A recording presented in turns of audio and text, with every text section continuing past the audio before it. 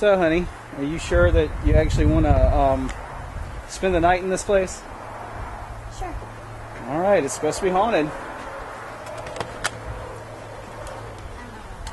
We'll see. Wait, you don't believe in ghosts? I didn't say that. Wow. Wow.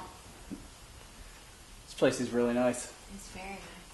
Let's go on upstairs. Let's go check it out. Okay. I'm assuming the bedrooms are probably up here, so this is probably where we'll be sleeping tonight.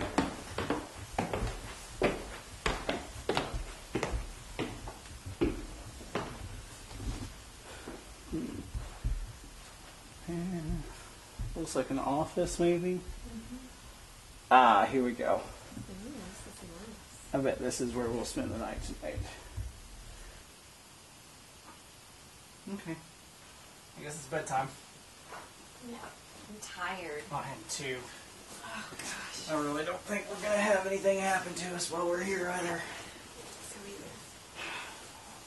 So Alright then. Good night.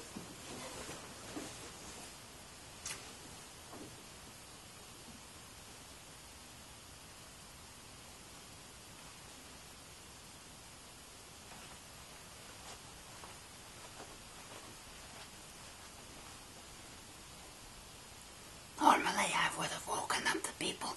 I would have forced them downstairs. I would have cooked them for my dinner.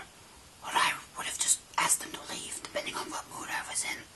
But for tonight's movie, I think the setup is absolutely perfect. The only thing is, I really hate to do this movie review in a whisper. Tonight's movie, the Paranormal Activity film series 1 through 4. Paranormal Activity is the movie franchise that put Blumhouse Pictures on the map. That's Blumhouse, not Plumhouse. I have been mispronouncing the name this entire time. The movie follows a pair of sisters and their experiences with the paranormal. What happens is they set up cameras around their house and they record for 2 weeks. And in that time, the paranormal activity, it gets worse and worse. Let me warn you, spooks and spookettes, it's practically the same movie over and over again. It's the same camera, the same angles, the same characters, the same ghosts, everything. Now granted, there are some shocking parts of the movies, like in part 3 for the Bloody Mary sequence and the ghost with the sheet. Those are pretty shocking, but for the most part, these movies are terribly boring. They are so boring that I had to rewatch all of them just to make sure that I had watched the same movie. To make sure that I hadn't watched the same movie over and over again. That's boring.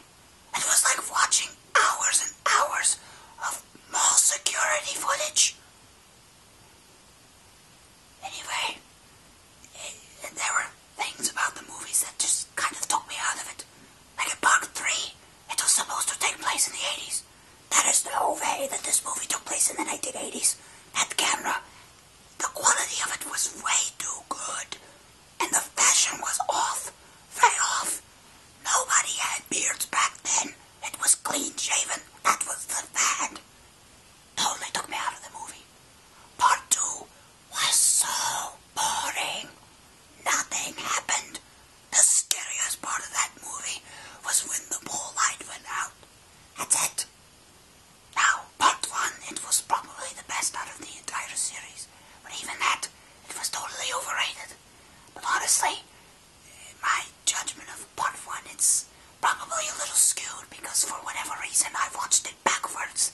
And it totally messed my mind up. So, I'm probably only giving the first one a bad review because I have to give 2 and 3 bad reviews. But and also, you know, I guess pulling somebody in midair through a hallway, I guess that's pretty shocking. I wouldn't know. In part 4, at least you could see the entities. It was something a little different. But still, it's not that original. It's like they were trying to squeeze the last drop of blood out of a bloodless body. That was a terrible analogy, I'm sorry. But you know what I mean. And you know what?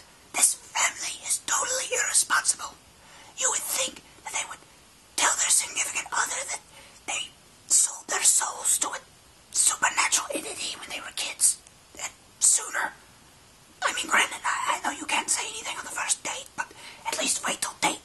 need to say something.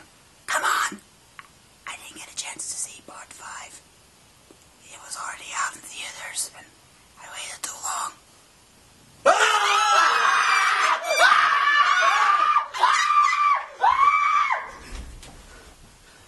Wait a minute!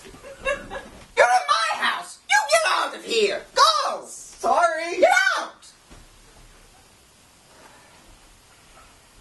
Well, that's my exit cue.